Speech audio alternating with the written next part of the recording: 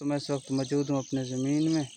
तो आप दोस्त मेरे पीछे देख रहे होंगे कपास हैं, और चलते हैं कपास की विज़िट करवाता हूँ आप दोस्तों को।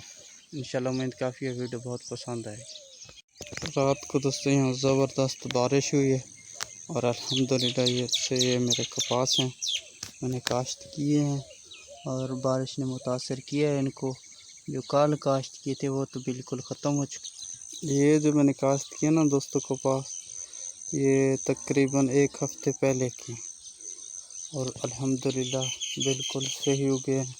जो कल मैंने काश्त किए उनके चांस बहुत कम है उगने के, क्योंकि बारिश पड़ती है ना इनके ऊपर, जो इनके सुराख होते हैं जब हम इनको बोते हैं तो उनके ऊपर जब बारिश होती है तो वो मिट्टी से भर जाती हैं, तो इस वजह से जो है ना वो फिर नहीं उगते। अल्हम्दुलिल्लाह से ये मेरे कपास हैं। मैं कैमरा ज़ूम किया हुआ था पहले आप दोस्तों को दिखाने के लिए, अभी शुरू है अल्हम्दुलिल्लाह से।